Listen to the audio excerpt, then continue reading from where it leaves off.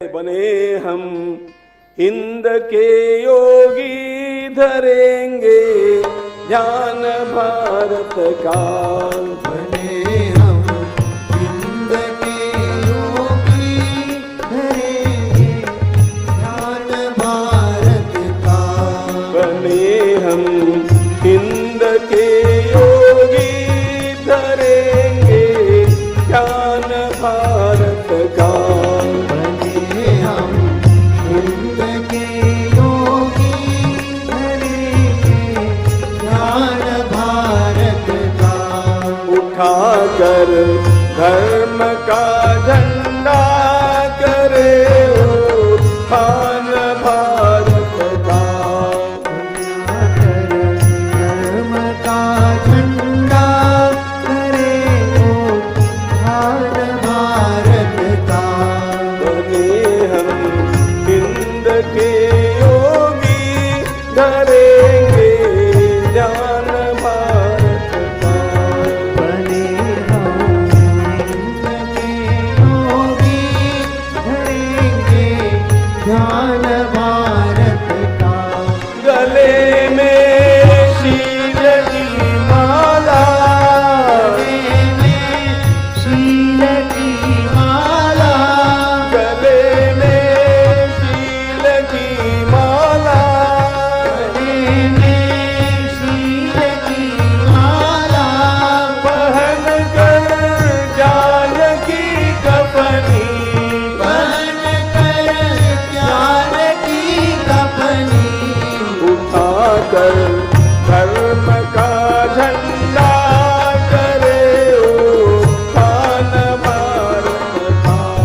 उठाकर धर्म का झंडा, करे उत्थान भारत का। बने हम हिंद के योगी, धरेंगे ध्यान भारत का। बने हम हिंद के योगी, करेंगे ध्यान भारत का। जलाकर कष्ट की होली, जलाकर कष्ट की होली, जलाकर कष्ट की होली। जलाकर कष्ट की होली। उठाकर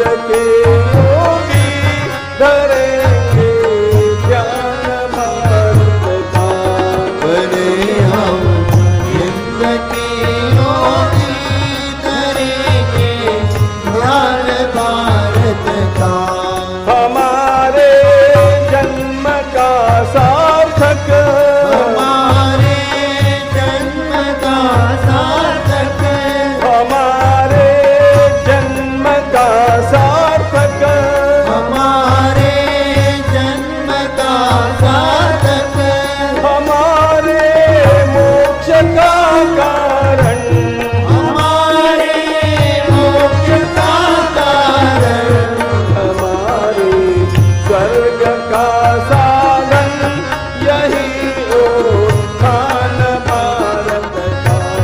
हमारे स्वर्ग का कारण, यही उत्थान भारत का।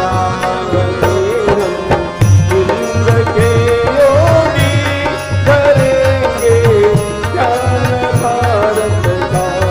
बने हम इंद्र के योगी, करेंगे ज्ञान भारत का। उठाकर धर्म का झंडा, करे उत्थान भारत का। उठाकर धर्म का झंडा, करे उत्थान भारत का। करे उत्थान भारत का। करे उत्थान भारत का। करे उत्थान भारत का। करे उत्थान भारत का।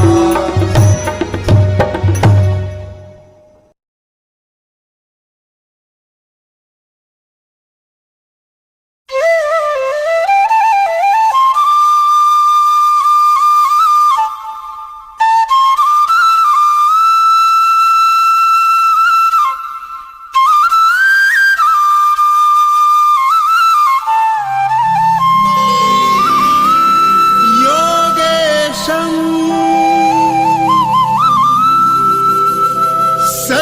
सच्चिदानन्दं वासुदेवं व्रजप्रियं धर्मसंस्थापकं वीरम् कृष्णं वन्दे जगद्गुरुम्।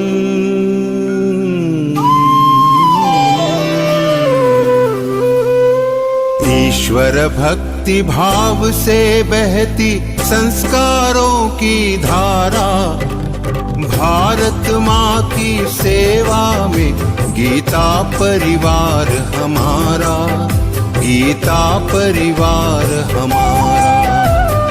ईश्वर भक्ति भाव से बहती संस्कारों की धारा, भारत माँ की सेवा में गीता परिवार हमारा, गीता परिवार हमारा।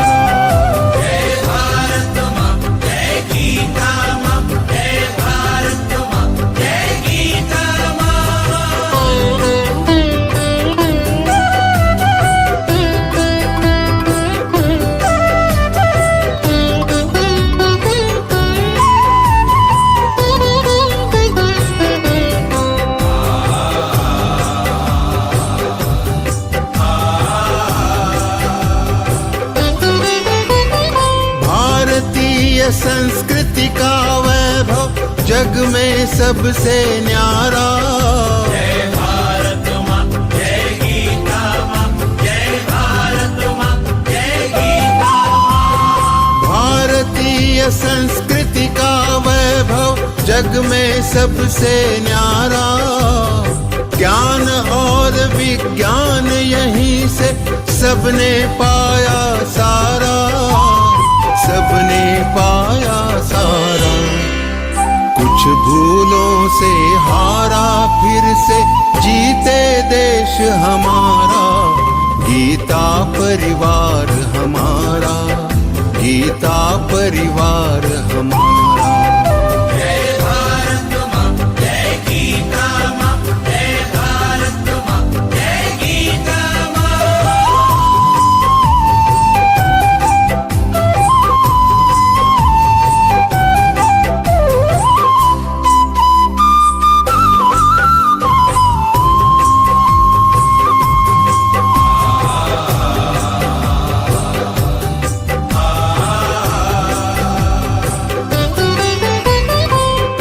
त्यागशील सेवा व्रतधारी युवा जगे पुरुषार्थी। जय भारत माँ, जय गीता माँ, जय भारत माँ, जय गीता माँ। त्यागशील सेवा व्रतधारी युवा जगे पुरुषार्थी। वैज्ञानिकता विनय सभ्यता स्वभाव हो निस्वार्थी, स्वभाव हो निस्वार्थी। देशभक्ति में तेजस्वी हो फिर समाज यह सारा। गीता परिवार हमारा, गीता परिवार हमारा।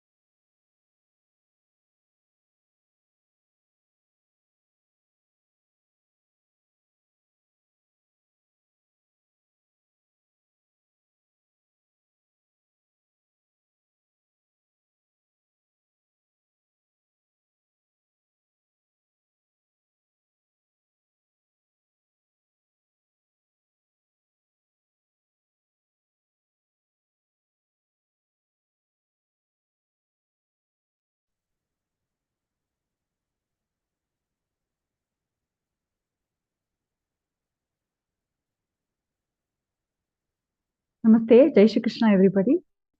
Shri Krishna Vande Jagadguru, Shri Gurubhyo Namaha. All the Geeta sadhaks who have joined the Geeta Parivar for our Śrīmad-Bhagavadgītā with proper pronunciation and intonation. We are all blessed to be a part of Geeta Parivar.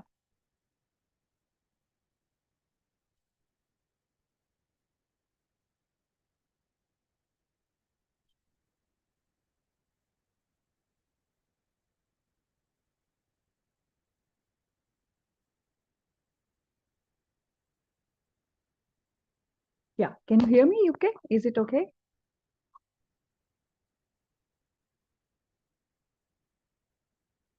Yeah, okay, Didi. Yeah, thank you. And there was some technical glitch on my side. Apologize for that. And we welcome you all to this Geeta interpretation session. As you already know, with the Geeta recitation classes, this Vivechan classes actually help us in understanding the meaning of each and every shloka. That will help us inculcate the lessons in our life as well. So today we are having the Vivechan session of the 17th Adhyaya, second part, by our respected Kavita Verma Didi. And so we have everybody with us, and we will start with the Arambha Prarthana. Today it is by Pranjali Paseji, and she resides in Dubai, UAE, and she has earned MCA, postgraduate in computer science. She is with Geeta Parivar since April 2020 and has been giving seva in Geeta Parivar as a CT technical assistant in L1, L2 and L3 levels. I request Pranjali Didi to recite the prayer. Pranjali Didi, over to you. Yeah, thank you, Didi. Jai Shri Krishna. Vasudeva Sutan Devam Kamsachanuramardanam Devaki Parmanandam Krishnau Vande Jagadguru Sri Krishnau Vande Jagadguru. Thank you so much, Pranjali Didi. That was so sweet. Thanks for that beautiful prayer. And now it is time for Deepa Prajwalan. Let us ward off the Tamasic tendency and also the darkness with by lighting the diya. Tamasoma Jyotirgamaya. For doing the Deepa Prajwalan, we have Tripura Sundari ji from Bengaluru, who is with Geeta Parivar since July 2021. And she is serving as a Geeta trainer for L1 and L4 level. I request Tripura Sundari ji to do the Deepa Prajwalan. Please go ahead, Tripura Sundari ji. Thank you. निषिद्धैरप्येभिर्लुलितमकरन्दो मधुकरैः करैरिन्दोरन्तश्छुरित इव सम्भिन्नमुकुलः विधत्तां सिद्धिन्नो नयनसुभगामस्य सदसः प्रकीर्णः पुष्पाणां हरिचरणयोरञ्जलिरयम् शरदिन्दुनिभां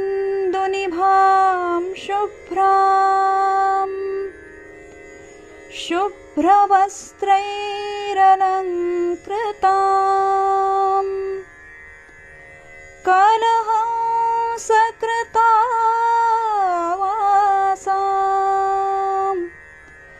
वरदां शारदां नुमः. Thank you, Tripura Sundari ji. That was so beautiful. Thank you. Now, before we get on with the session, there is an announcement about Amrit Mahotsav.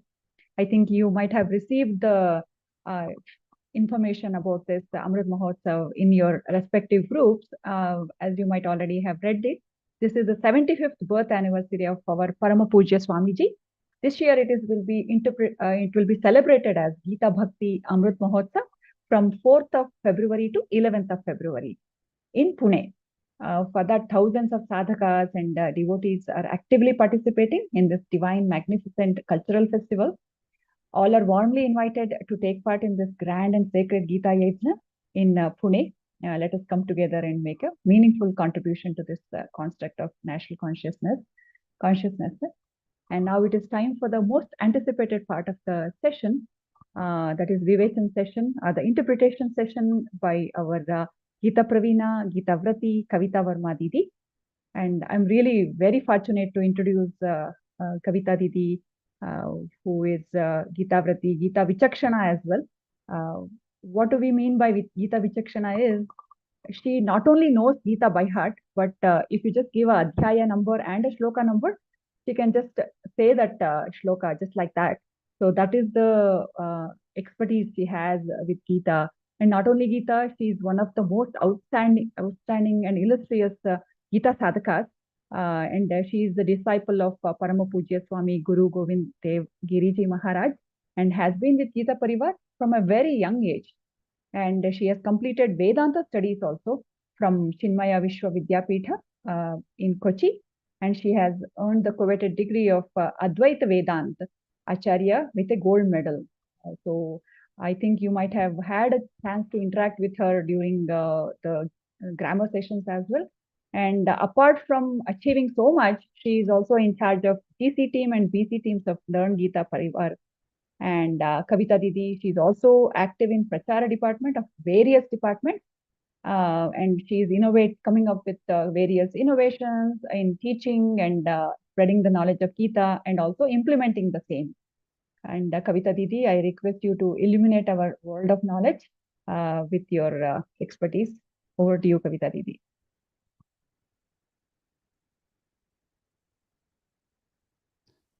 Jai Shri Krishna. Jai Shri Krishna.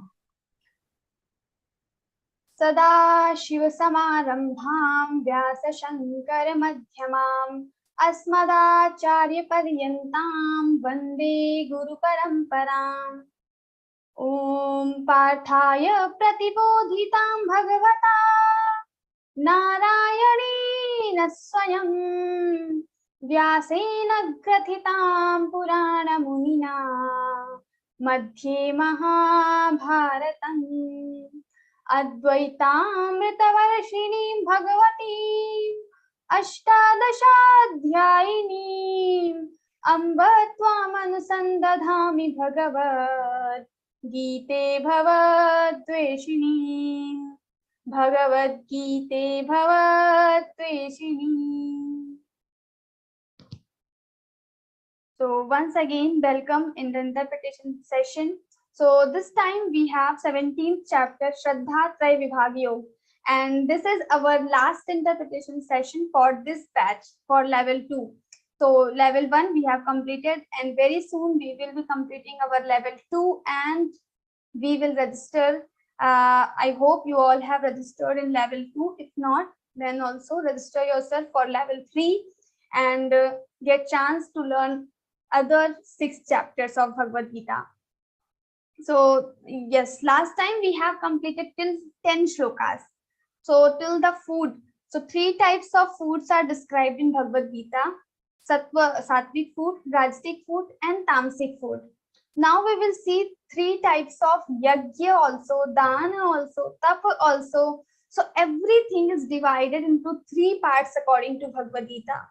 In Gunatraya Vibhag Yog, we have seen the 3 different types of gunas: Satvic guna, Rajasic, and Tamasic. Now, how can we apply these things in our practical life according to Bhagavad Gita? God will explain in 17th chapter. So this chapter is more practical. So it has more practical aspects. So let's begin with the 11th shloka, that is about the Yajna. So when it comes about the Yajna in Bhagavad Gita, we don't have the meaning. Yajna means the samidha. You just put samidha in the fire. Not like that. That is havan, a type of Yajna. But we have different types of Yajna. Especially we in previously also we have seen once the 5 types of Yajna: Mahabhut Yajna, Brahma Yajna, Manush Yajna, Atithi Yajna.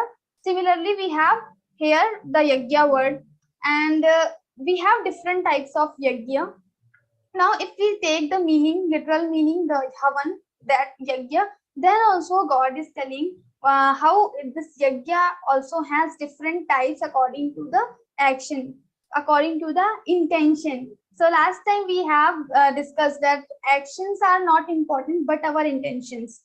So here we will see how the intentions of the person, of the doer, can change the type of Yajna, or the Satvic Yajna can become a Rajasic or Tamasic. So how it happens, we will see what are the qualities of Satvic, Rajasic, and Tamasic Yajnas. Aphalakankshibhiryajyo vidhidrashto ya ijyate yashtavyameveti manas samadhaya sa satvikaha. So first he starts with the Satvic Yajna. What is Satvic Yajna? So first word only he uses aphalakankshibhiryajyo, aphala, without seeking any phala, any fruit, any consequence, without thinking consequence. When the person performs Yajna, that is called Satvic Yajna. So whatever work you are doing, like Arjuna has to do Yuddha, has to go for the war right now, and God is telling you do your Yuddha, you do this war without seeking its fruit, because whatever is happening, I already have decided. You only have to become nimitta matram bhava savyasachin. So now Lord is telling aphalakankshibhiryajyo, whatever you do the Yajna, you don't seek for the fruit. You just do your karma. You just focused on your actions. So if you are a student, you have to be focused on your studies, not on the result. If you are employed in an office, then you have to be focused on your work, not on the salary, because salary we all know we will get in the end of the month. So where we need to have our focus, that is very important. So aphalakankshibhiryajyo, and same thing he has also told in 2nd chapter. Karmanyevadhikaraste ma phaleshu kadachana. And there he's not saying that don't seek for the fruit, but he is saying that you don't have any right to think about the fruit, to think about the consequence, because you don't know what will be the result.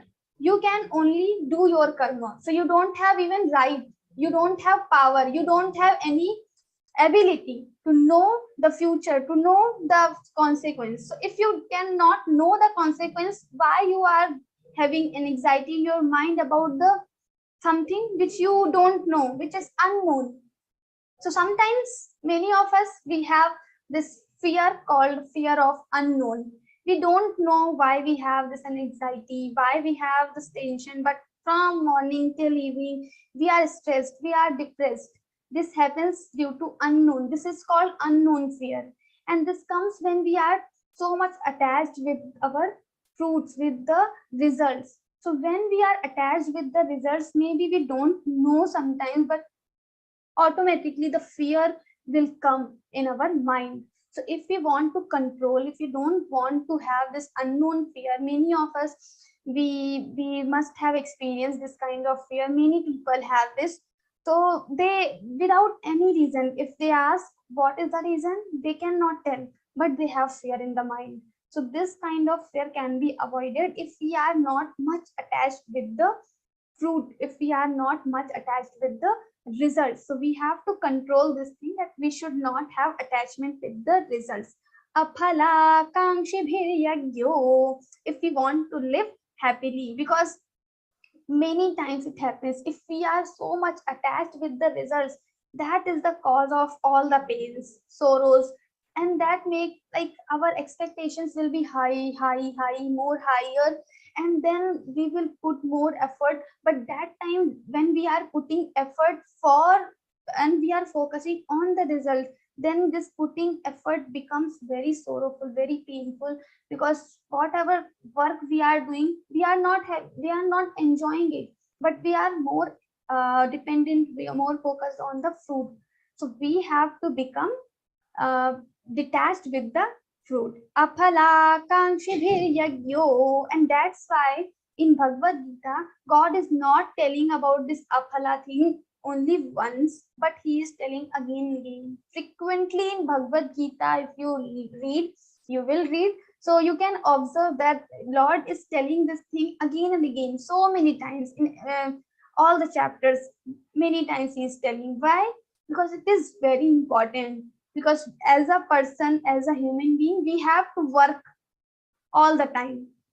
So all the work, we should do all the work for without any attachment with the result. Aphala kankshibhir yagyo vidhidrashto ya ijyate yashtavyameveti manas samadhaya satikaha. And that should be followed, like whatever work we are doing, we are performing yajna, so we should follow the ordinance of shastras. So we already have discussed about the ordinance of the shastras, because the chapter itself begins with the question of Arjuna.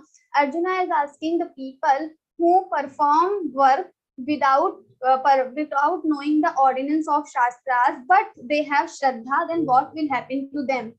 So he is telling, you should try to follow the shastra. If you don't know, just follow the people who already have done that thing. Vriddha vyavahara. So just follow your elders, your ancestors. And if also you don't know, then also he is telling the results of the people who don't know the ordinance, but they are performing with the shraddha. That would be good only. But still, we should try to follow the shastra also as much as possible. Yashtavyameveti manas samadhaya sasatvikaha. And also, this is my duty, this yajna, this action, whatever work is there in front of me, this is my duty. And when we have this feeling of responsibility, of duty, and we are performing our karma, that is the best way of doing our karma. Because we are not focused on the fruit. This is my responsibility. I am the main person, main earning person of my family. So this is my duty. Now, I will not ask anybody else, you should earn money or something. But I am the main source of earning, so I have to perform my duty. Nobody asks daughter or children to earn money. If they are not able to do that, they are small kids. So that feeling of responsibility we should have, like our mother does. Mother cooks food daily. She never asks anybody to cook food, to make food for everyone, because she knows this is my responsibility. So when we have feeling of responsibility, duty, for every work, then we will not have this this sense of result. We will not be much attached with the result.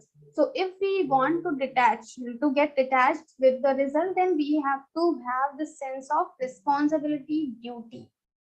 So yashtavyameveti manas samadhaya sa satvikaha. So this is my duty and I should do that, and this should be our feeling while doing all our work. So we have to perform the karma, all the yajnas according to the shastras, and this and to think that this is my duty and I am the person who should do this. Let's think about the scenario. There is a child and mother, a very nice conversation. So once the mother asks her child, what do you love me? This child, the answer of the child is yes, I love you a lot. Then the mother asks for the reason. Why do you love me? Can you tell? Can you explain? So the reply of this child is like, whatever we are thinking, you take care of me, you give me food. Then mother said, suppose I will not be able to give you food, then would you love me? Then the child again asked, the child again said, of course I will love you. But the mother again and again asks, would you stop loving me if I will not take care of you, if I will not give you food? Then the child again says, okay, I will love you again, always. But in the end, because you are so beautiful, because you are respected to me, you are elder to me, child gives so many reasons, and mother again says same thing. Would you stop loving me if I will not be like that as you are expecting in your mind? So in the end, this child becomes so irritated because whatever he says, mother says something like, if I will not have this quality, would you stop loving me? So this child in the end says, okay, stop. Now I am asking you, do you love me? This mother says yes. Then this child says, why do you love me? Tell me the reason. And then the mother replies, I love you because you are my child. There is no reason behind my love, but you are mine, so I love you. Like my hand. This hand is mine, so I love you. If someone will ask me, which hand do you love most?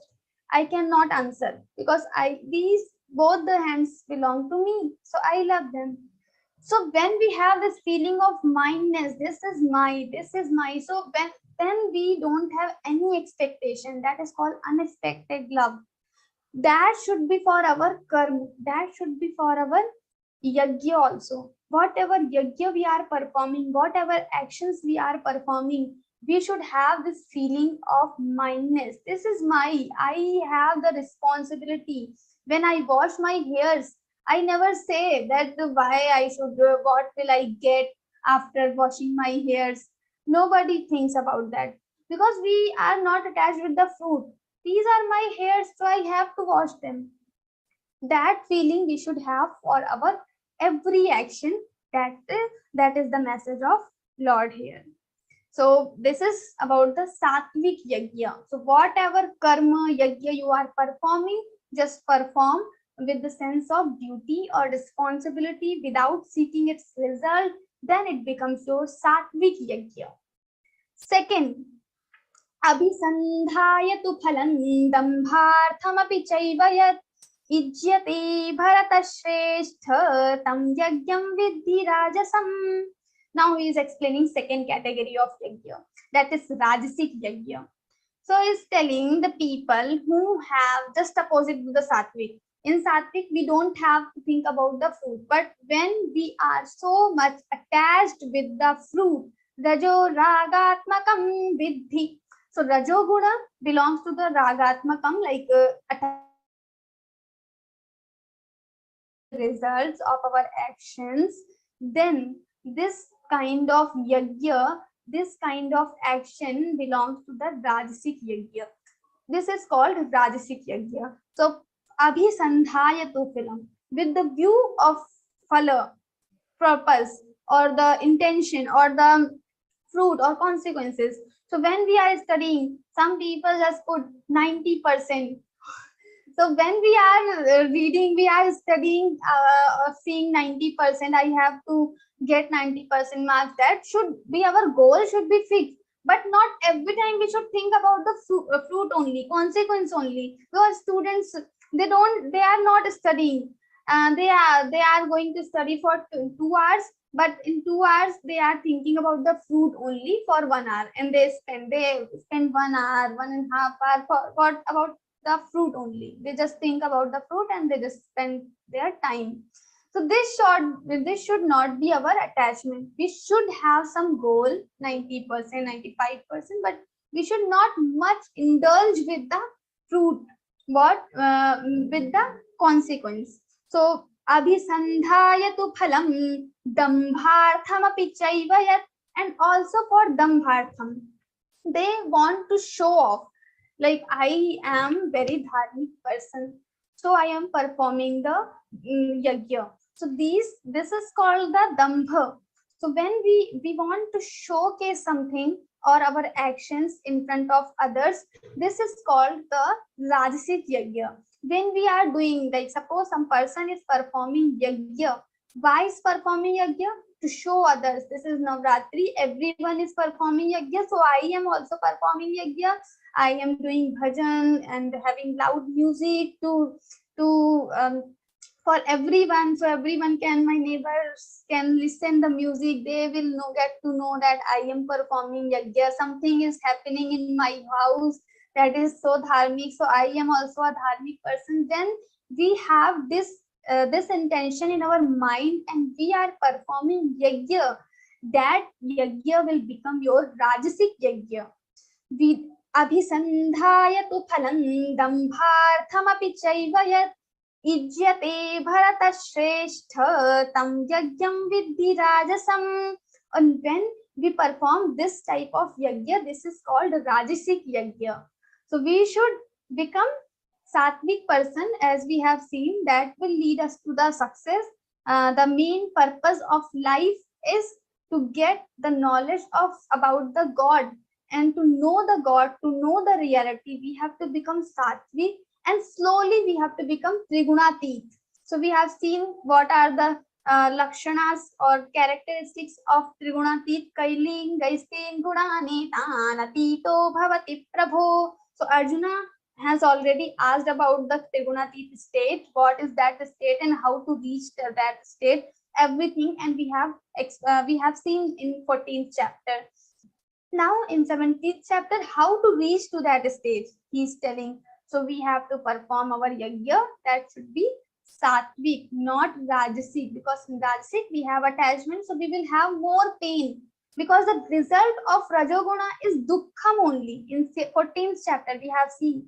So if we will have so much attachment with the fruit, we are going to get dukkha, pain only. Maybe once we will get high marks, it is good for us, but at the same time, some other time, what will happen? We will not be able to get, if sometime we will not be able to get high marks, then we will have, because last time we got and now this time I am not able to get, then we will have pain.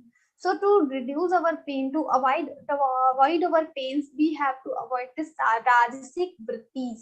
We have to follow the Satvic one.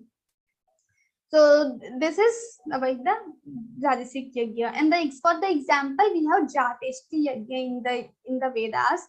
This after performing this yajna, person can get kid.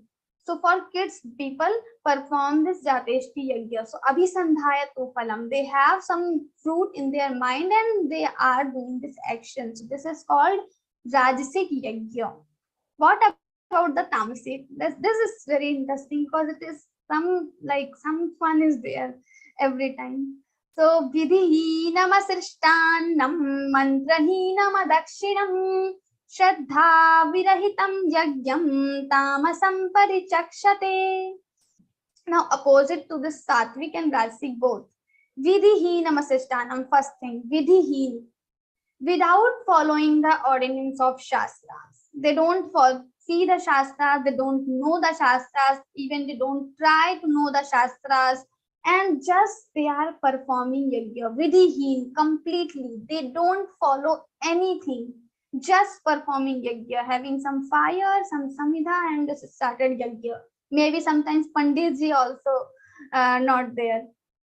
So this is called vidhihinam asrishtanam.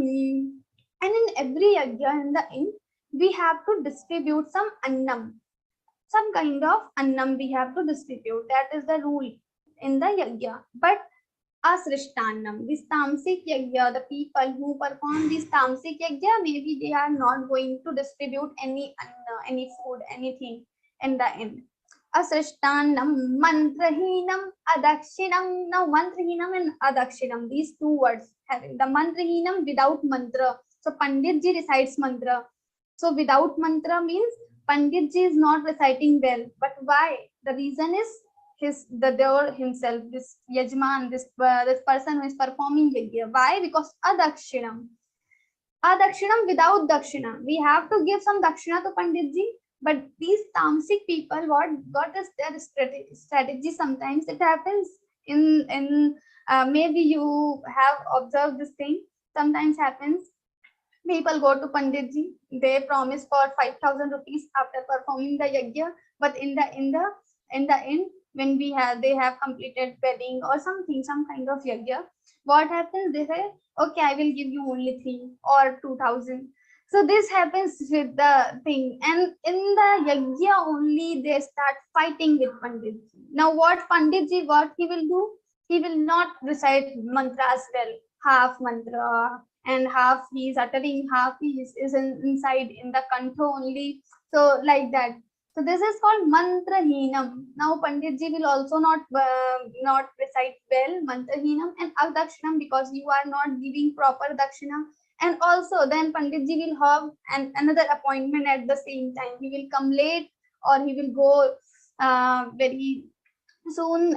So it happens. Why? Because we are not properly giving them dakshina. So dakshina is also important. When we are performing yajna, we should give dakshina to Panditji, and whatever we have done our commitment according to that only.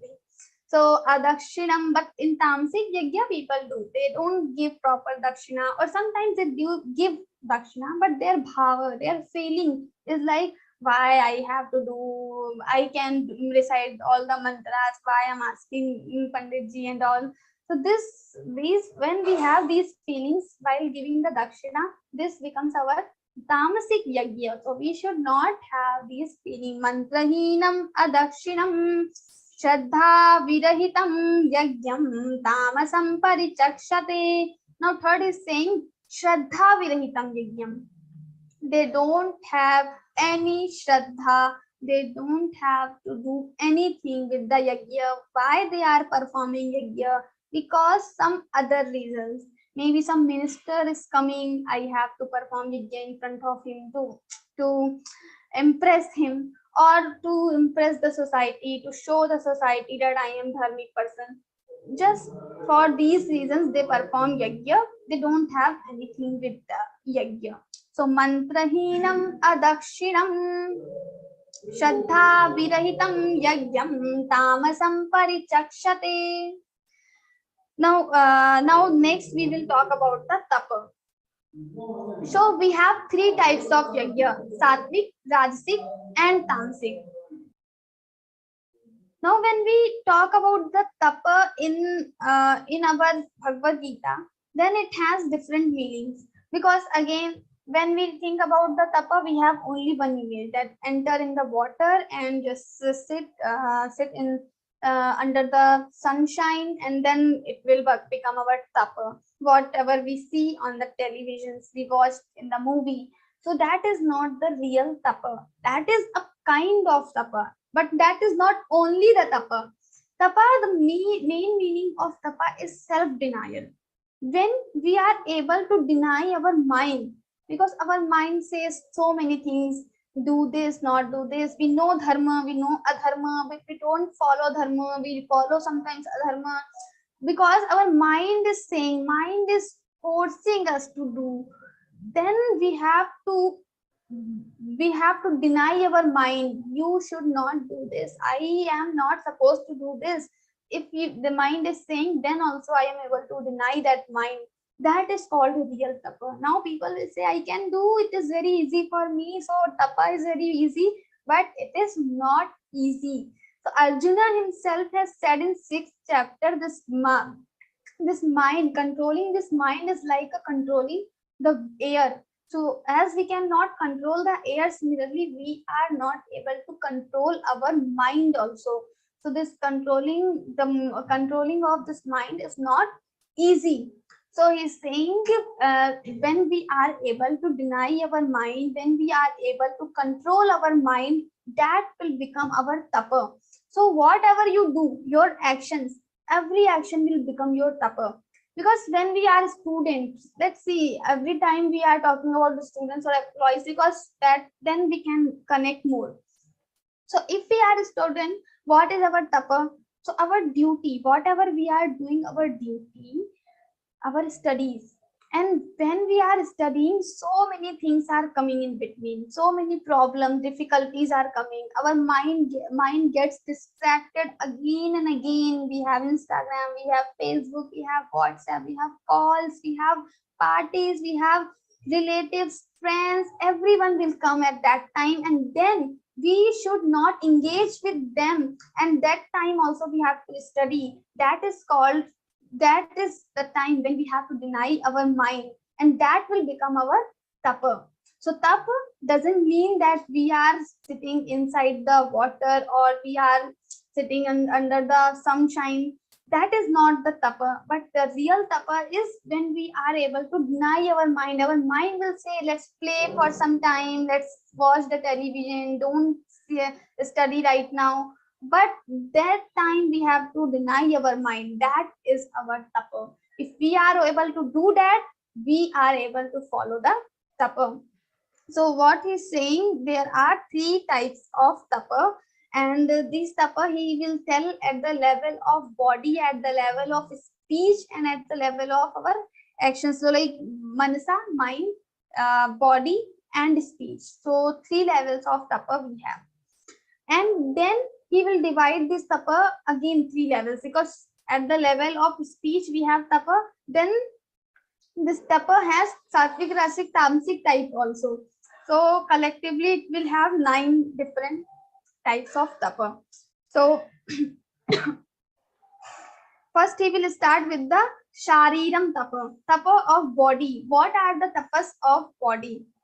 देवद्विजगुरुप्राज्ञ पूजनं शौचमार्जवं ब्रह्मचर्यमहिंसा च शारीरं तप उच्यते. He's saying Devadvija Guru Pragya Pujanam. So what to worship Dev, Dvij, Guru, and Pragya. So what is the Dev? Dev means the deities, all the Indra Dev, Vishnu, Shiva, all these deities, all these devatas are Deva, Dvija, and Shiva and Vishnu are the 3 Deva. They are the superior among all the devatas, and the other Varuna Deva, Vishnu Deva, and all other devas are like devatas, different devatas we have living in the Sargaloka. We know the concept. So now we have to worship these devatas, these deities daily. So Deva Dvija, because when we worship devatas, then with the anugraha of devatas, these devatas have superpowers. So these devatas also give us blessings. So in 18th chapter, Lord will tell about the 5 things. So to complete any work, if you want to, you have some goal in your mind, how it will come, it will fulfill. So we need 5 things. Adhishthanam tatha karta karanam cha prithak vidham vividhascha prithak cheshta daivam chaivatra panchamam. So 5th thing he says daivam bhagya. So why when devata is with us, so whatever action we are doing, we need the blessing of devatas also. So if devata is not with us, then we will not be able to fulfill our work, we will not be able to complete our work. So if we want to complete our work without having any break, any difficulty, then it is very important that we should have the anugrah of Devata. That's why we should always worship these Devatas.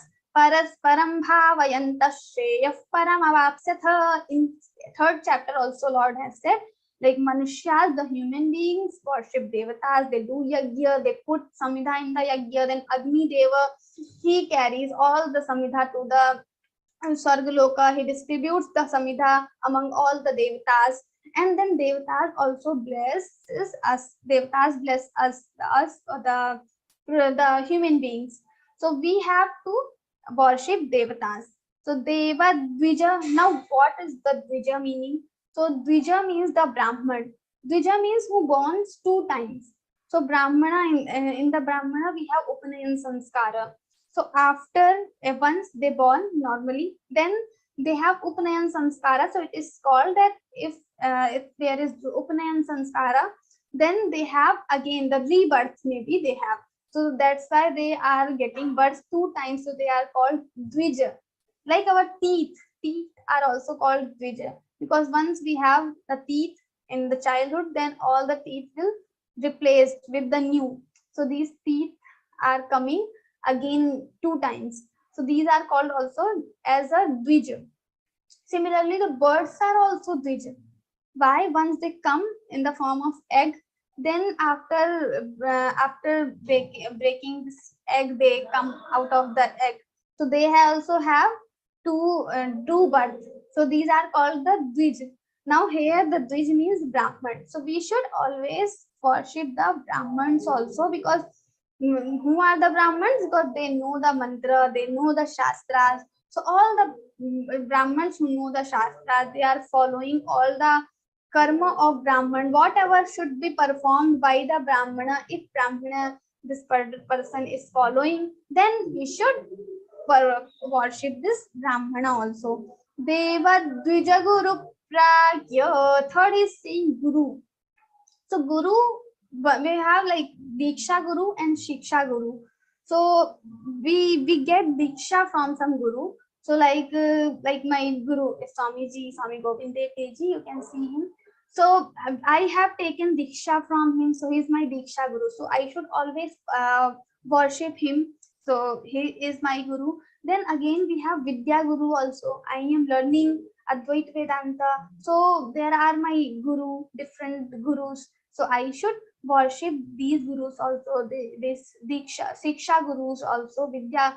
So from whom I am getting Vidya. So I should worship them also. So we all have these Gurus. So we should, or whatever we learn something, if we learn something from someone, then this person can become our Guru, and we should always worship our Guru. We should have some sort of respect towards the Guru always. Deva Dvija Guru. So this is our Sharirik Tapa.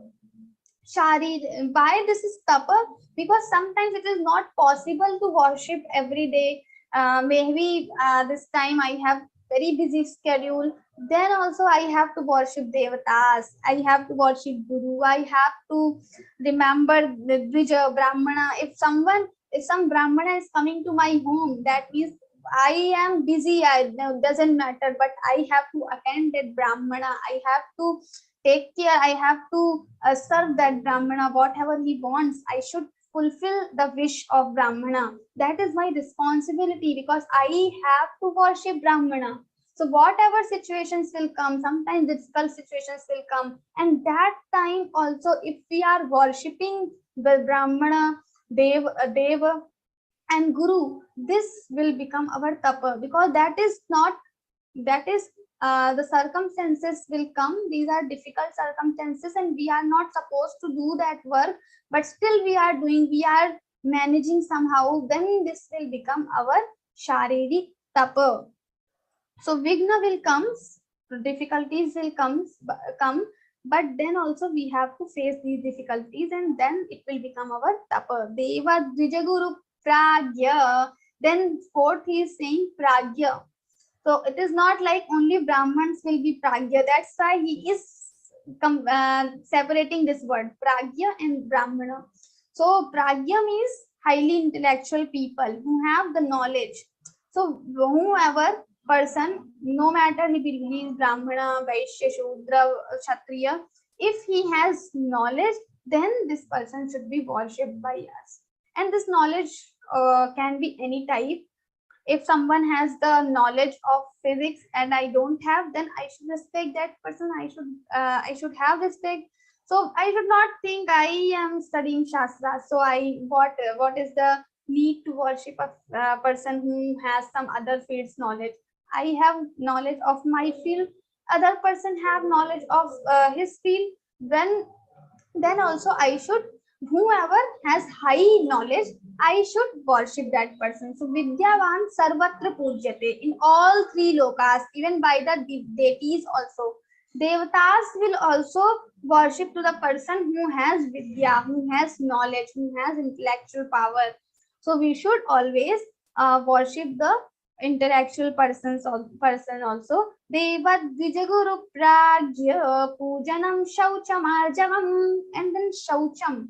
Shaucham, cleanliness of mind and body. So here we are talking about the tapa related with the body. So cleanliness of body is very important. Sometimes we think, what is the need?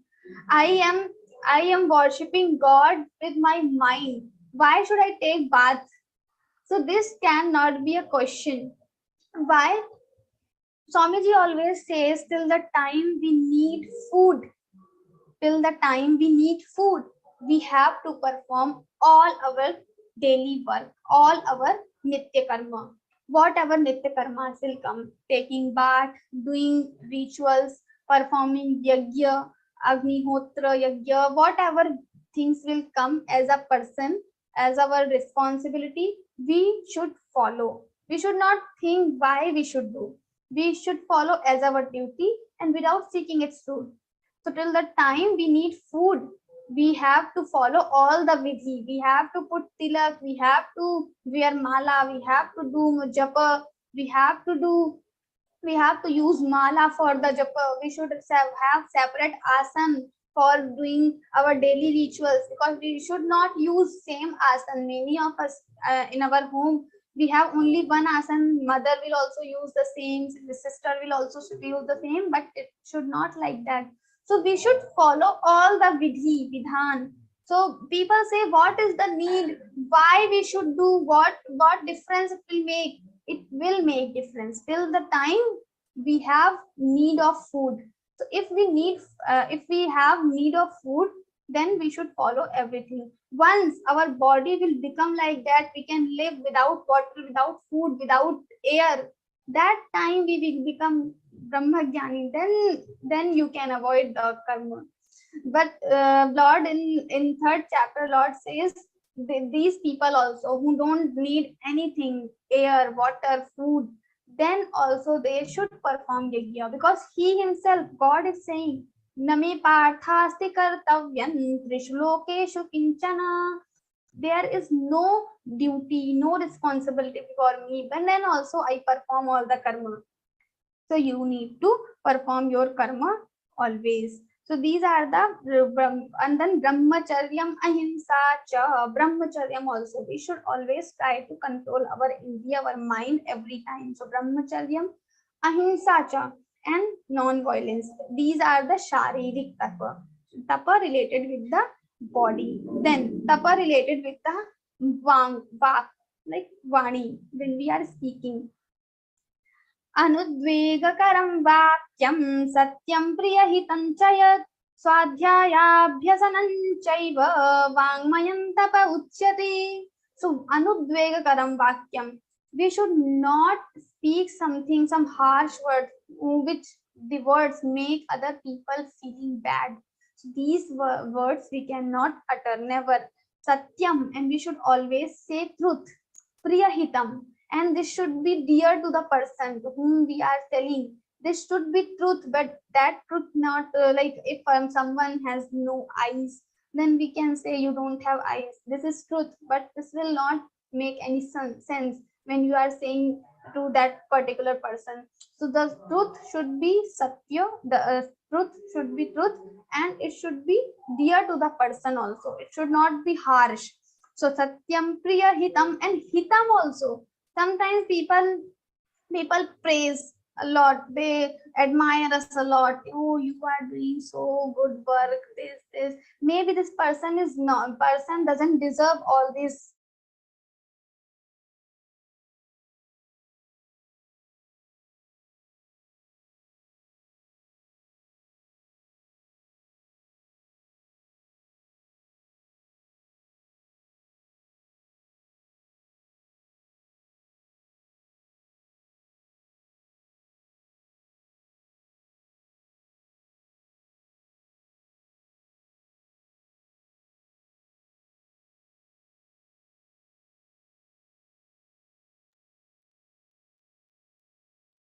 Anjali Joshi Didi, somebody accidentally started sharing their screen. Can you please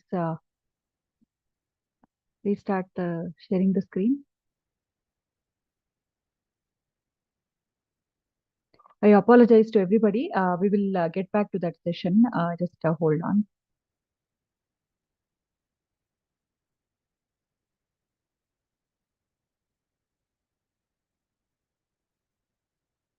If there is Upanayana Sanskara, then they have again the rebirth, maybe they have. So that's why they are getting births 2 times. So they are called Dvija.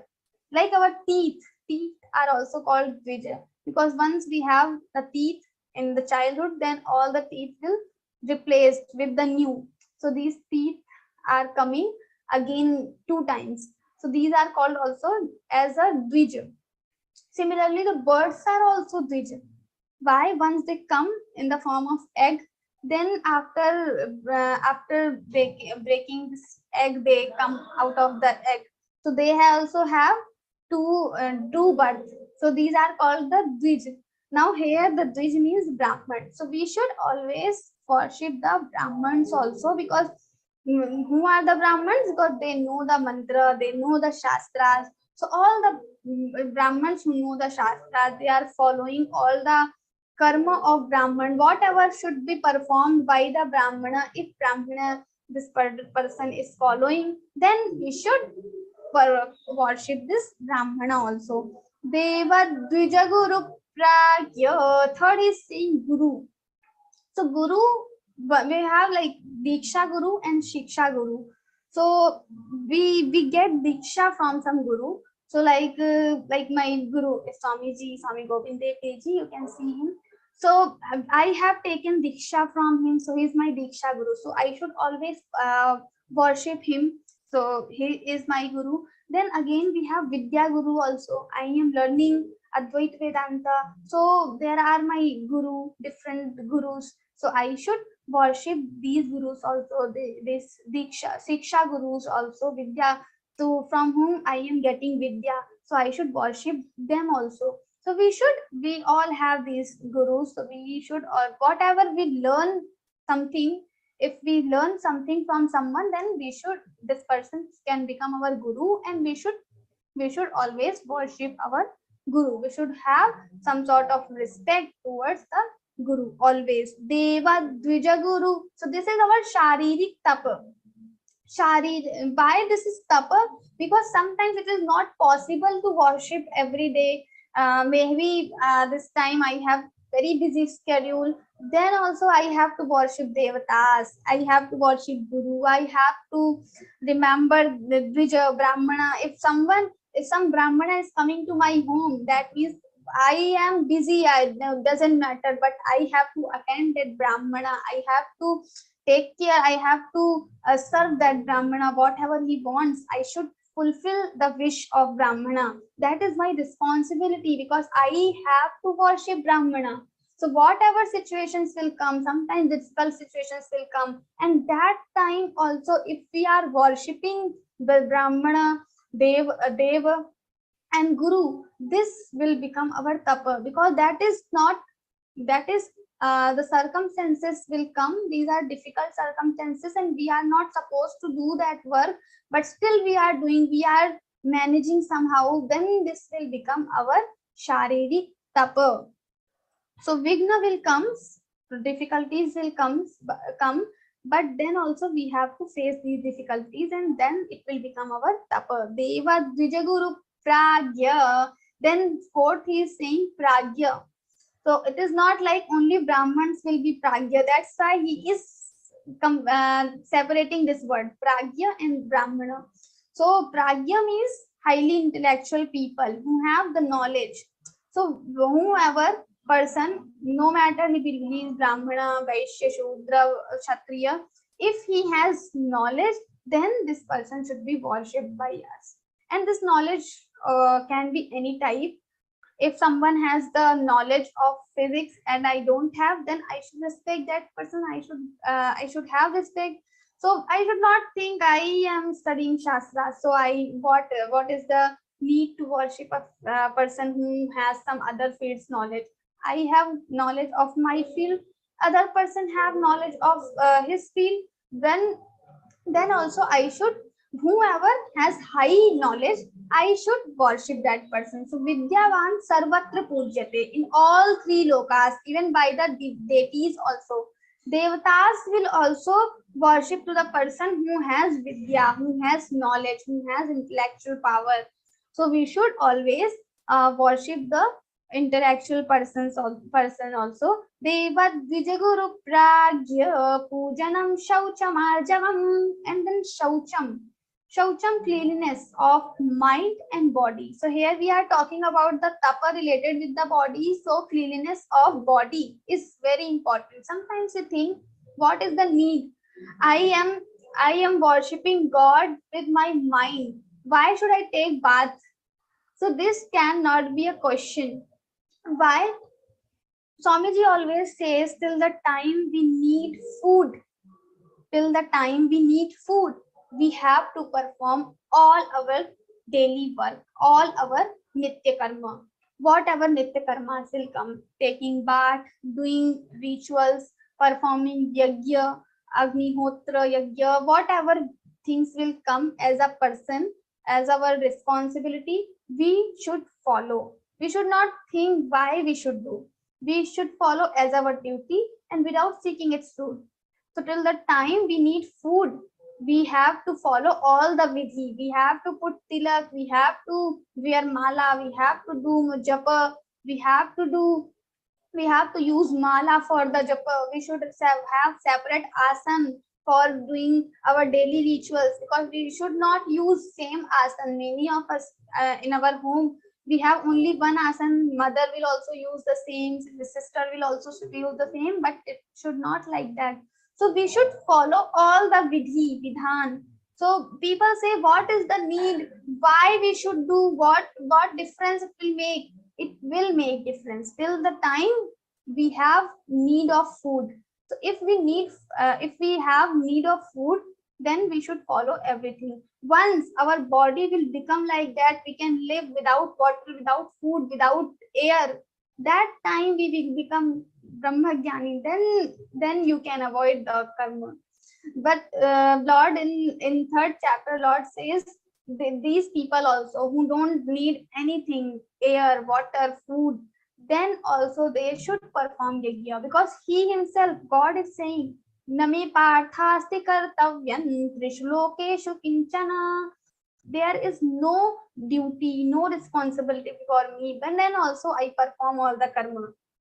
So you need to perform your karma always. So these are the, and then brahmacharyam, ahimsa cha, brahmacharyam also. We should always try to control our indriya, our mind every time. So brahmacharyam, ahimsa cha, and non-violence. These are the sharirik tapa. Tapa related with the body. Then tapa related with the vak, like vani, when we are speaking.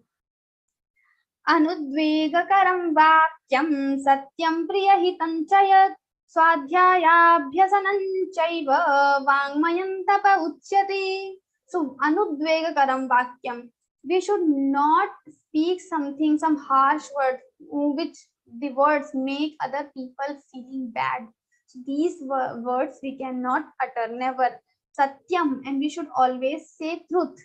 Priyahitam, and this should be dear to the person to whom we are telling. This should be truth, but that truth not like if someone has no eyes, then we can say you don't have eyes. This is truth, but this will not make any sense when you are saying to that particular person.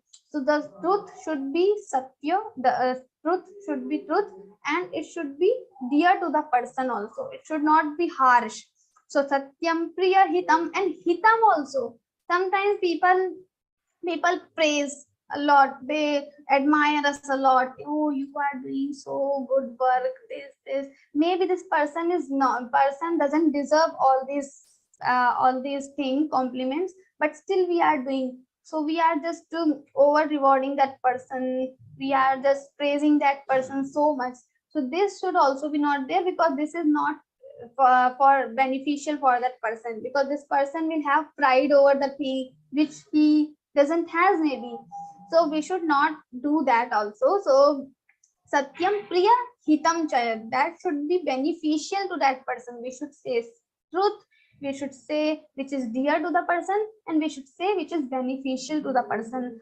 Swadhyaya abhyasanam chaiva, then swadhyaya, studying shastras, studying about the Puranas, these Ramayana, Mahabharata, this Swadhyay is also important. Then Abhyasanam Chaiva, Abhyasanam, practicing the to whatever we are knowledge we are gaining.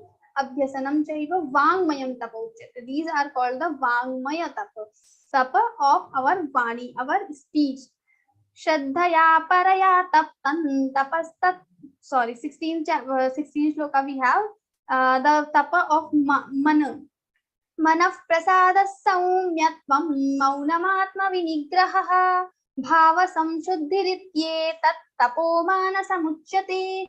Now manaf prasada. First he is talking about the tapa of mind.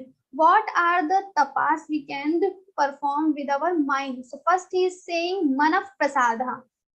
Being happy always is a tapa. Now the question arises, how it can be a tap? I am happy, then why he's calling it tap? Because he's saying mana prasada saumyatam, the constant happiness of mind. He's talking about the constant happiness. So the situations are coming which you don't like, then also you have to become happy. Maybe something happening, very tough situations are coming, you are struggling a lot, then also you have to be happy. This is the tapa. This is also the tapa. You should not cry in any situation. That is tapa. This is very difficult. Just think about the situation you don't want in your life, and suppose that situation is there in front of you, and you are living that particular moment, and then would you be able to smile? Would you be able to be happy? And that is not external happiness. He is saying manaf prasada, the happiness of mind. Internally you are happy. Circumstances are not according to you, but still you are happy. That will make your tapa.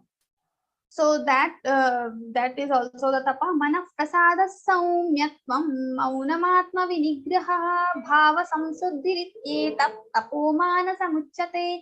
And then the maunam, he's talking in 10th chapter also, he has told about the maunam chaivasmi yanam.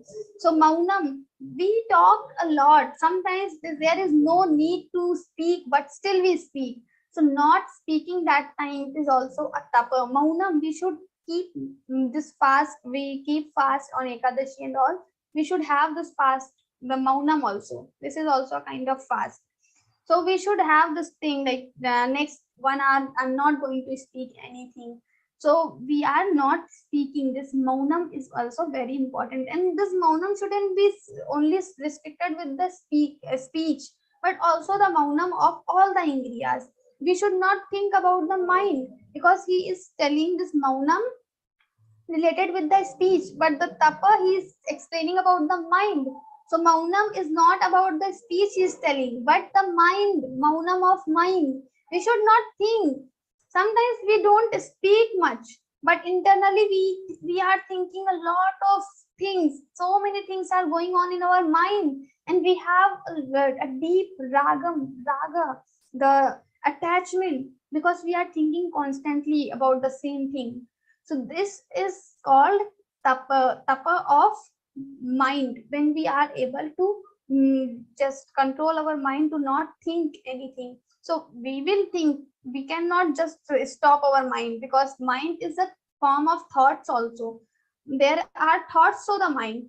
So we cannot, we are, as a human being, we are not able to control it completely, but still we can control the speed, how many thoughts are coming. You can just rest, have rest little, so not hundreds of thoughts are coming at one time. You have some only thought of Bhagwan, you are thinking about the Shri Krishna. That can be the stage. So maunan chaiva asmi swadhyayabhyasanam chaiva Vangmayan tapa uchyate, then manah prasada saumyatvam. Then the third he is saying bhava sanshuddhi tat bhava samshuddhi. So when we have so many vikaras in our mind, anger, lust, greed, daily different, like some person is in front of us and we are having some dvesh feeling with that person, we don't like, we have hatred feeling. So that thing also not be there. How we are purifying our bhava, our feelings daily. We should observe daily how much love we are having for everyone, not for our friends, not for our colleagues, but for everyone. If we are having love, our prem is increasing, love for everyone is increasing, compassion, the feeling of compassion is increasing, karuna is increasing. That is called bhava samshuddhi. We are becoming more spiritual. That means we are becoming more spiritual. But if you don't have that feeling internally, you are not the real spiritual person. Maybe you have the knowledge of all the shastras, all the scriptures, but you are not a spiritual person. When you become spiritual, when you are internally purified. Mana bhava sanshuddhi rikyeta tapo manasam uchyate. So this is the manasic tapa. Now shraddhaya paraya taptan tapastat trividhan naraihi aphala kankshibhir yuktai satvikam parichakshate. Now he's telling about the Satvic Tapa. So what is this Satvic Tapa? Now he has told about the 3 levels of Tapa: mind, speech, and the body. And now he's telling about the Satvic, Rajasic, Tamasic. So Shraddhaya Paraya Tattam. So Shraddhaya, when you are doing something, you do with the Shraddha. Not like someone has told I have to do mala, then I am doing mala. Why? Dambhartham, to show others. Because other people are also doing mala, I will also do mala. He is doing 10,000 malas in one day, I will do 20,000. And next day I am going to tell that person, I have done 20,000 malas in one day. And these people will also appreciate you. Oh, you have done this much tapa, this is your tapa, you will get punya, and so on. So many things. They will admire you a lot. But what happens? 5 years, they spend 5 years, these kind of people spend 10, 20 years, but what happens in time?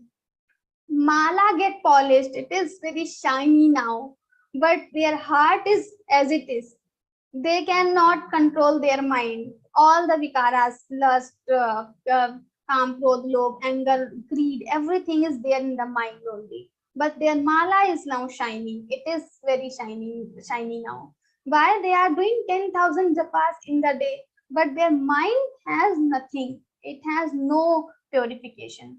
So we should have this Shraddha. When we have Shraddha, and with the Shraddha, because I am doing for my Krishna, for my Bhagwan, I should not think about how many mala I have done, but how much I was deep into the mala. When I was doing mala, how focused I was. That thing we should try to follow. Then aphalakankshibhir yuktai satvikancha parichakshate, and then aphala. We should not think what I will get out of this mala. I am just doing mala because I am expressing my love towards the Bhagwan. Satkarmana pujartham tapodambhena chaiva yat kriyate tadiha proktam rajasam chalamadhruvam. Now is saying Satkarmana pujartham, because maybe there is satkar. People will respect me. I am doing mala, I am doing tapa. So many tapa I have done, different types of tapa I have done. So people will respect me. They will think, wow, this person is so dharmic. That's why if I am doing tapa, this is called Rajasic tapa. Then now in the next shloka, I will tell about the Tamasic also. So now we have Rajasic tapa. Another we have Tamasic tapa. What is a Tamasic tapa? So like we have this thing, we have already discussed Karshayanta Shariras. We are torturing our body. This is called Tamasic tapa. These are not, the Lord will never expect these type of tapa, but we are performing these tapa, so these are the Tamasic tapa. And then injure, make other people feeling trouble, and these things are also come under the Tamasic tapa. So this is about the description of tapa. Now we have dana, different types of dana. How you are giving, when you are giving something, what should be your bhava? That is very important, because many times we give something and we have this pride, I am giver, I am very rich, I am this, I am that. So we should not have these things. So Lord is explaining about the three types of dana: Satvic dan, Rajasic dan, and Tamasic dan. First he starts with the Satvic one. Datavyamiti yaddanan diyate nupakarini deshe kale cha patre cha taddanam satvikam smritam. Datavyam is I should do. I should give this dana because this person is hungry. So I should give this dana. Then I am giving, I have this feeling of responsibility because I have money, I have extra food, and this person is hungry. So this is my responsibility now as a human being. I should feed that person. So this kind of dana is called datavyam. I should do. So this is Satvic dana. Then diyate anupakarane, and I have given something to this person because he is hungry. Then in future maybe I will tell him, I had given you, I gave you food that time when you were hungry. Now this time you have to come my home and you do some work for me. This should be not, this expectation should not be there. Anupakarane, I have not given him anything, but this was my responsibility, so I did. So this thing anupakarane, we cannot say that I have something, I have done something for you. I should not show to that person. Deshe kale cha patre cha, and at the appropriate time, at the appropriate the place we are giving, and at to the appropriate person we are giving this dana. That like the person who is not hungry, but you are giving him dana, like by forcing, you are forcing him to take my dana, to receive my dana, then it is not a correct dana. If this person doesn't need and he is not asking you, then why are you giving him dana? So this is not a right dana. The real dana, we should give dan to the brahmana, we should give dan to the gurukula students, we should give dan to the person who really needs that. And if we are doing dana to the person who is very rich, he is not brahman, he is not needy person, he is not a student also, then we are giving dana. This is not dana, we are just giving some prize or something, gift to that person. We can say this is gift, not a dana. It is not a dana. So deshe kale cha patre cha, at the appropriate time, when maybe it is after eclipse, solar eclipse or lunar eclipse, if we are giving dana, so this is more appropriate time. Every time we can give, but if it is solar eclipse or something like that, then we should give dana. Maybe nobody is needy person, and so we have that time maybe patra we cannot find who needs that dana, or who is brahmana. Then also we should try to find, we should search around us, and we should search and find, and then we should give. And at the appropriate place also, maybe we are going to Kashi Vishwanath and some other dharmic places, then also we should give something to these panditji and other people around there. So we should give the dana. This is called Satvic dana. Then we have Rajasic dana. What is the Rajasic dana? Yattu pratyupakaratham phalamuddishya va punaha diyate cha pariklishtam taddanam rajasamsrutam. So when we have pratyupakarartham, I am doing upakara. So I am doing that something which I have expectation that I will get in return. So this expectation will make our dana rajasic. So if we are giving something to someone, we should not expect what I will get in return. Otherwise, it will become your rajasic dana. And with diyate cha pariklishtam, we are not happy in the mind because we have only suppose we have only 10,000 rupees and we are giving dana of 1,000 and we are not feeling good. So this is also a rajasic dana, but we have to give dana because everyone is giving. Then if I will not give, then people will laugh at me. So I also have to give 1,000, 2,000. Then this dana will become your rajasic dana. So these are the Rajasic dana. Then if you have Adeshakali Yaddanam Apatrebhyascha Diyate Asat Kirtamavagyatam Tattamasamudahritam. And if we are doing just opposite to the Satvic Deshe Kalecha Patre, no matter there is lunar eclipse or something, I am not going to give dana. But at the time when no person he is not asking anything, that person is not a Brahman also, he is very rich also, then also we are giving the dana. This is called Tamasic dana. Maybe he will misuse with our money. So sometimes we give money to the people, we don't know them, and maybe they will misuse the money, and sometimes we know that this person will misuse the money, then also we give dana. So this is the Tamasic dana. And Asatkritam Avagyatam, without respect, I am giving. Some Brahmana has come to my home and I am just giving, like I'm not even prostrating that Brahmana, I'm just giving with the pride, I have money, I'm giving you something. So this is without respect. If we are giving, and with when we are giving something, we are saying some words also. Maybe why you come daily? You come daily. Next time I'm not going to give you anything. Don't come daily. So if you are uttering these words and you are giving dana, this is completely tamasic, because you are not having any respect for the person to whom you are giving dana. So it is Tamasic dana. So you should not do these things.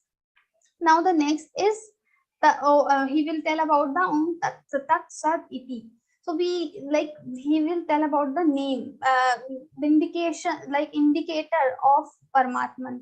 So everyone has some name. So Paramatma also has some words to indicate the Paramatma. So Om Tat Sat Iti Nirdesho Brahmanastri Vidhasmitaha Brahmanastina Vedascha Yagyascha Vihitah Pura.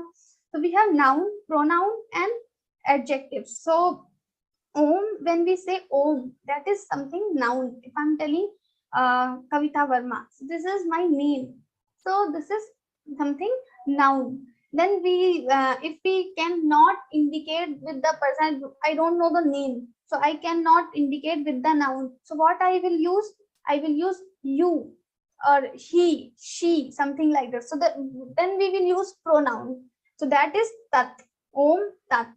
And when we don't know noun, pronoun, we just say, oh, pink suit, or a person who has specs, or the person who has watch. That, like that, if we indicate with some visheshan or with some adjective, that is called. So here the adjective for the Paramatma is Sat.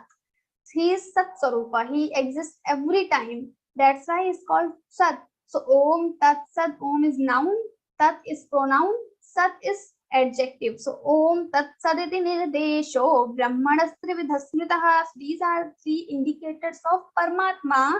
And Brahmanastina Vedascha Yagyascha Vihitah Pura. And that's why the Brahmanas in Vedas also, every time mantra starts with the Om only. Om, Agni Meedhe and all. Then Tasmad Omityudahitya Yajnana Tapakriyaha pravartante vidhanoktas tatatam brahmavadinam. And that's why every time Brahmavadi, the people who believe that there is Brahma, they believe in Vedic culture, they always start all the Tapa Yajna action with the Om only. Tasman Om Udaritya. Then tadityanavisandhaya phalam yajna tapakriyaha dana kriyascha vividha kriyante moksha kankshibhihi. And tad iti avisandhaya, like people with after saying tat, they start their karma, and without seeking they start dan kriya and all other actions without seeking any fruit. They just want moksha, that's why they are performing. So without seeking any fruit, they start their karma with the tat word. And sadbhave sadhubhave cha sadbhave sadhubhave cha saditye tatta yujyate prashaste karmani tatha sachabda partha yujyate. So he's saying when we have something good happening with us, then this sad word used, sadbhave, and saditye tatta yujyate, that time we use this sat word. And then prashaste karmani tatha sachabda partha yujyate, and whatever auspicious actions we perform, then also this sat word is used. Yajne tapasi dane cha sthiti sadati chochate karma chaiva tadarthiyam sadityeva vidhiyate. So when we have devotion in yajna, like sacrifice, yajna dane, whatever we are doing, giving gifts or dana or austerities, when we have devotion, this is called sat.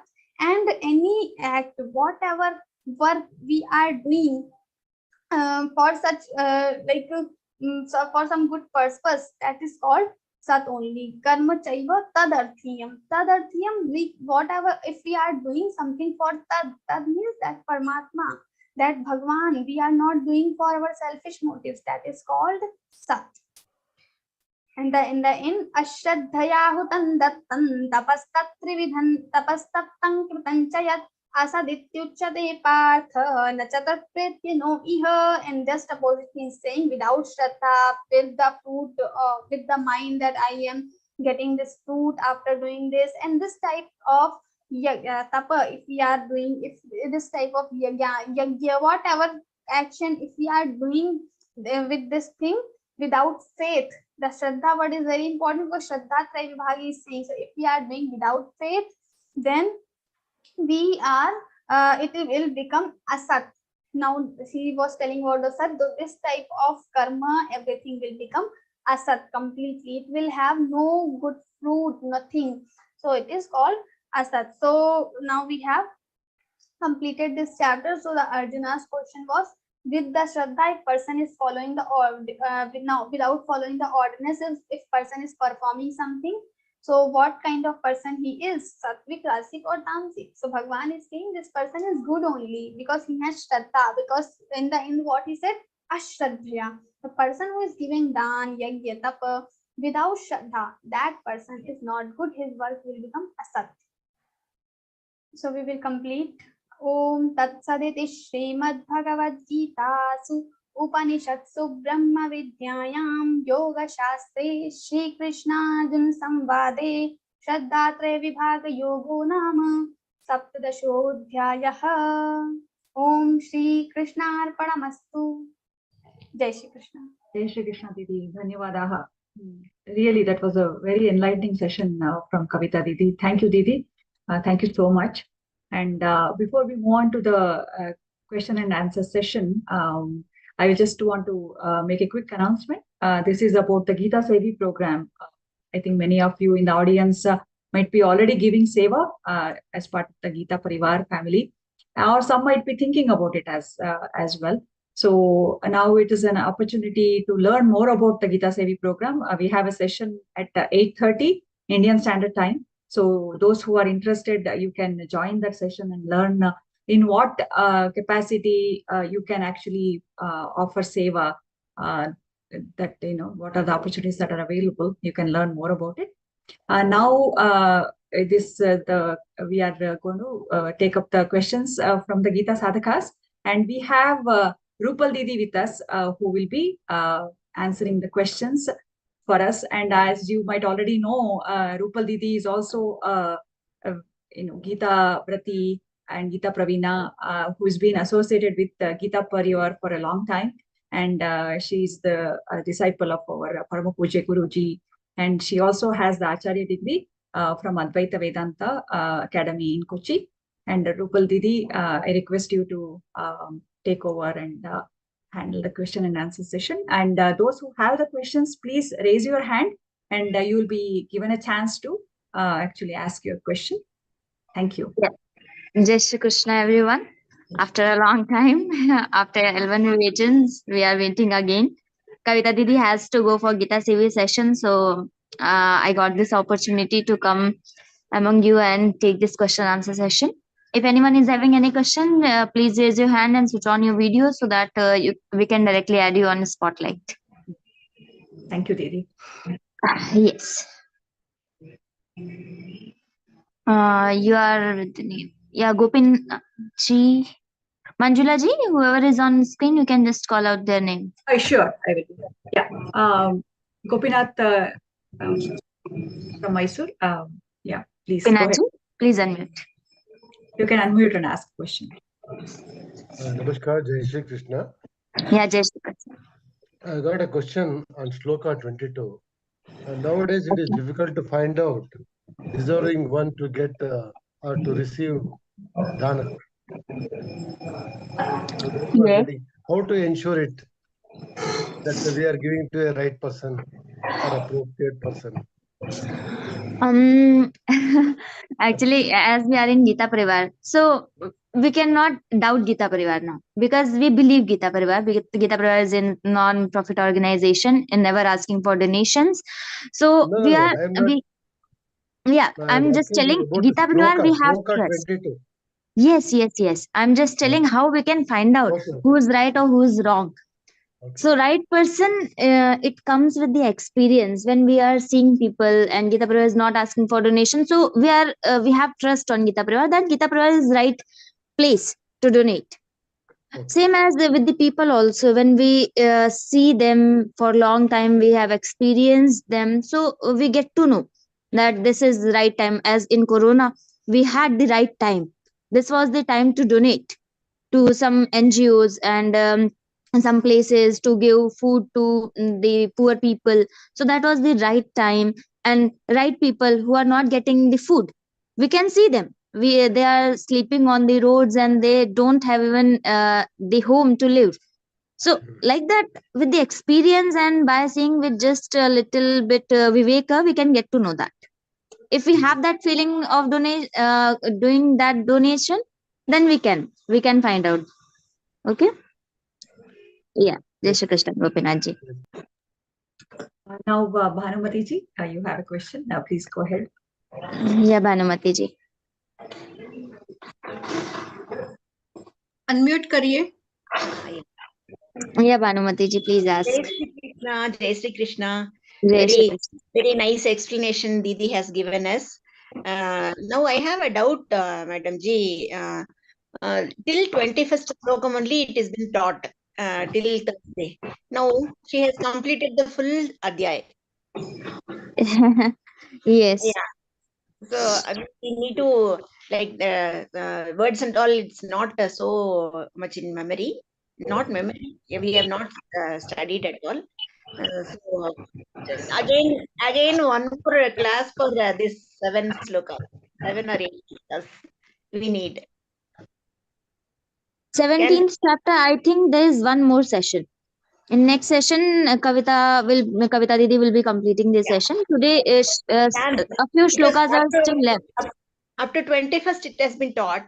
In this chapter, it is, I think, 30 slokas are there.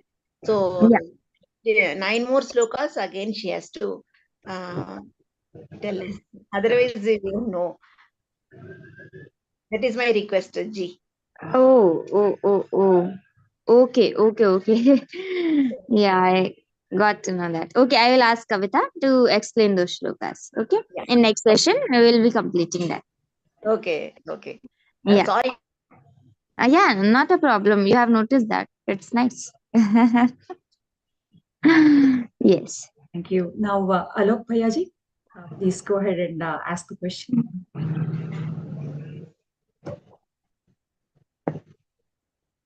Kavita Didi has taken this Vivechan till 25th shloka. Or which shloka, if anyone can tell me? He has completed, I think, all the slokas, Yeah. 28 slokas. All 28 Oh, shlokas completed. okay, she has completed the chapter. Yes. Okay. Yeah. Then, Bhanumati ji, you can listen this Vivechan again on YouTube. Okay? Yeah, she has completed. Yeah, I mistaken. Okay, MV Rao ji, please unmute. MV Rao ji? Alok ji. Alok ji. Yeah, Alok ji is there. Okay, Alok ji, please say. Please go ahead.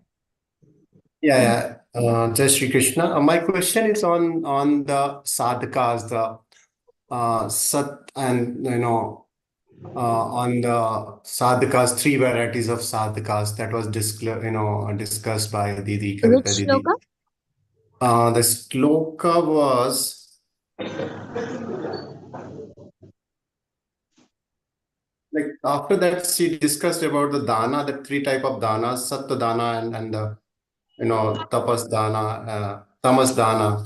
And before that she talked about like if you show that I just forgot that which sloka it was, and she was talking about if you like show that you are doing the spiritual practices and you are showing it, and then it is not good that so that was the thing. So I would like to like understand. Yeah, for Dambartha, if you are doing something, right, like some of the qualities, is that the shloka? Yes.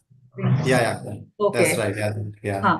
That is for if we are doing dambha also and we are doing something good, so that is not actually completely bad. That is not wrong. Just that is Rajasic. If we are doing dana and we are showing that off, we are clicking the pictures, we are posting on social media, that is not completely wrong. That is just Rajasic. If we are not doing that at all, then that is Satvic. That is the just difference. We should not do that, and we should discriminate the people who are doing that. That is not the right thing. At least they are doing that. In Corona time, we have seen so many posts that you are giving one banana and you are clicking so many pictures. At least they are doing something. We are just posting the comments and we are not doing anything. If you are doing something, then you can say. If you are not doing anything, then we don't have any right to say to anyone anything. Okay? Yeah, so this is on the dana, Didi. So we are talking about the spiritual practices. If you are doing like you are a sadhaka, and if you are showing it off to your friends or to the society that I am a sadhaka, and so that's also not. Didi told it is not good. So there are 3 type of sadhakas. So that I was just trying to that if you can please explain again. Actually, I have to see some. It seems that it is some referential thing. Kavita has explained, so I can't say that it is the direct meaning of any shloka. But yeah, if in Yoga Sutra it is explained that if we have got some siddhi, or if we are doing the upasana, or we are sadhaka and we are showing that off, and that I am sadhaka, I am doing that upasana, so that is pratibandhaka. Means we are not going to get our target easier. We will take some time, because that is pratibandhaka in your sadhana. So if our purpose is to ask others that you should also do that, then it is fine. But if the dambha is there that I am sadhaka, I am doing something, I am performing seva in Gita Parivar, I am learning Bhagavad-Gītā, if that is the bhava, dambha bhava, then that is certainly pratibandhaka in our sadhana. Okay? Badhak tattva, Didi. Sorry? It is a badhak tattva, not badhak tattva, which will stop. Certainly it is a badhak tattva. Okay? Yeah. In Yoga Sutra, this concept has been explained. Yeah. Jai Shri Krishna. Jai Shri Krishna. Thank you. Namaste, Rao Bhai. Please you can unmute and go ahead and ask the question. Jai Shri Krishna. Jai Shri Krishna. I have one question. How do you differentiate between being responsible to do a job and getting involved or attached with the job, which is not good? Being responsible for the job, and second option is? I get associated or involved with the job, I get attached to the work. I should not get attached to the work, not to the result. So how do you differentiate between not getting attached to the job at the same time doing the job responsibly?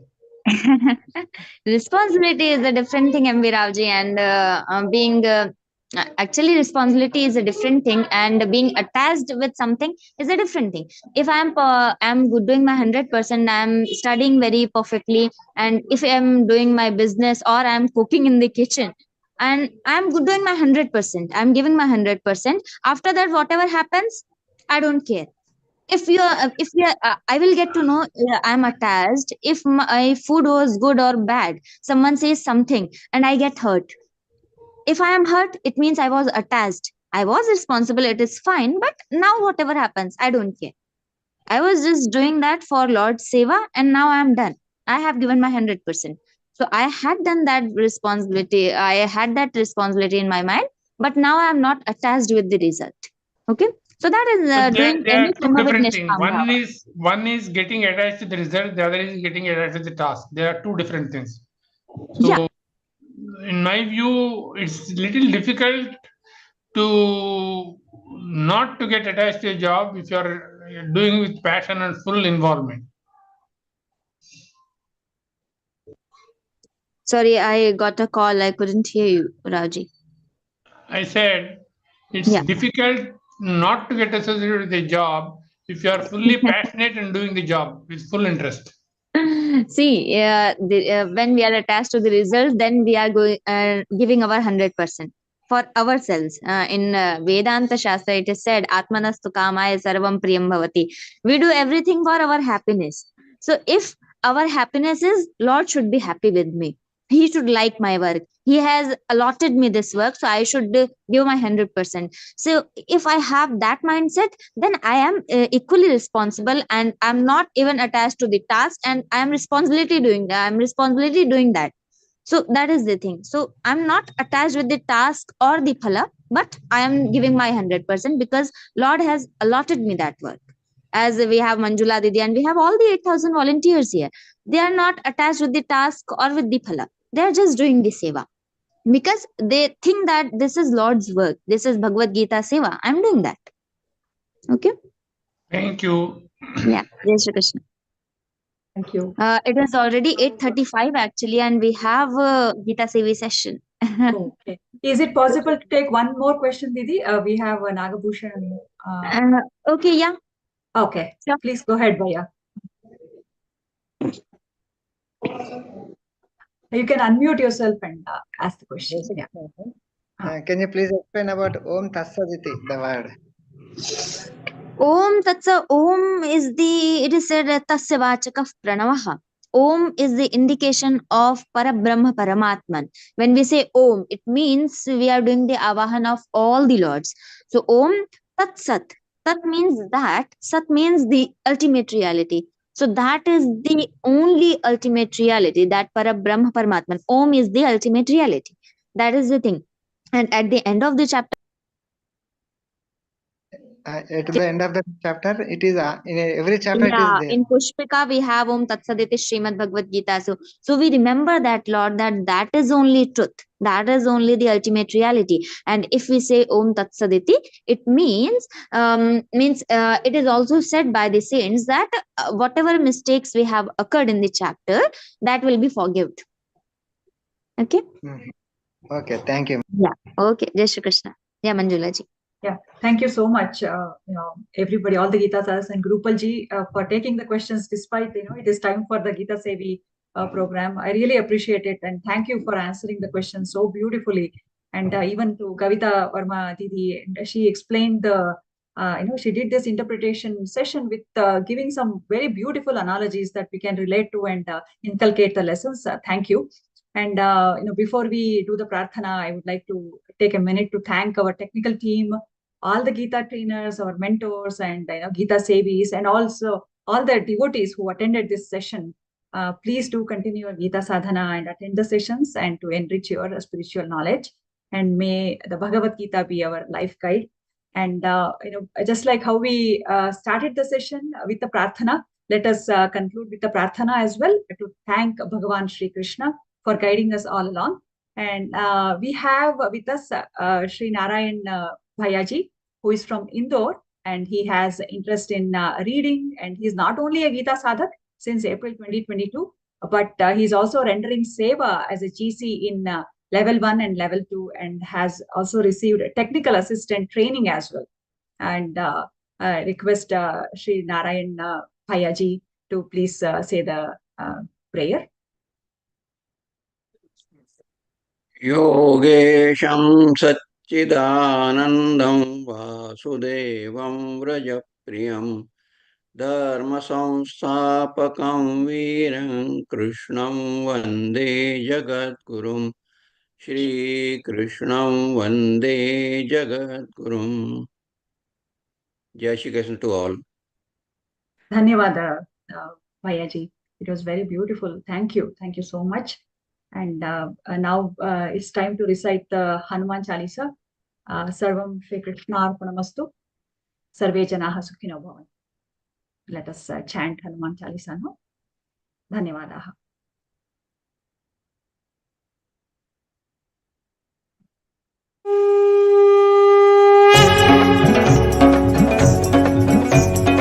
गुरु चरण सरोज रज निज मन मुकुर सुधारी बरन रघुबर बिमल जसु जो दायक फलचारी बुद्धिहीन तनु जानिके सुमिरौ पवन कुमार बल बुद्धि विद्या देहु मोहि हरहु कलेश विकार.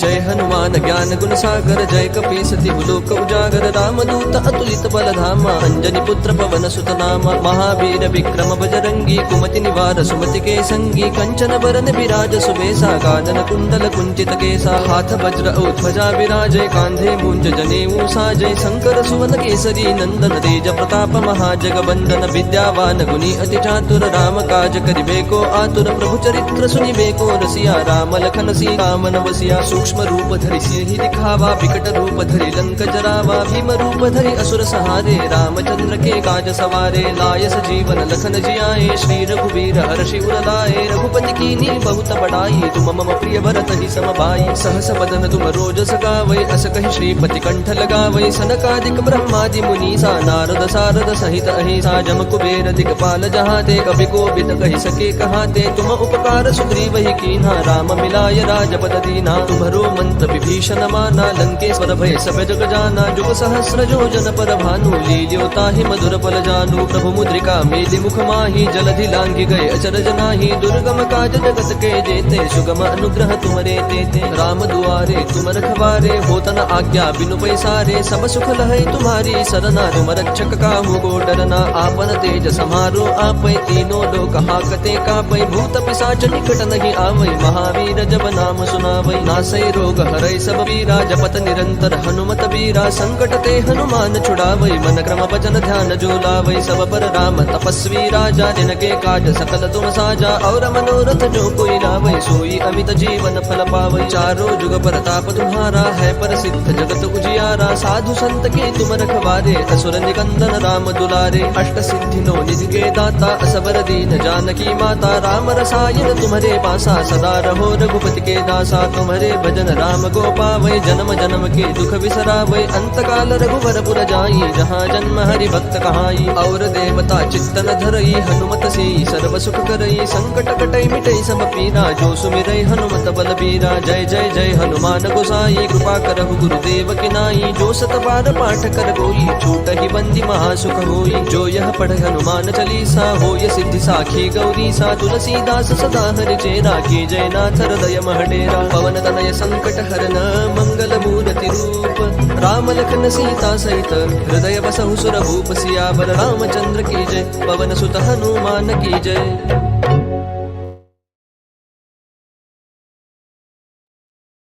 Jai Shri Ram, Jai Hanuman, Sarvam Krishna Arpanamastu. Dhanyawadaha again. Thank you for joining the session. And we look forward to seeing you all in the next session.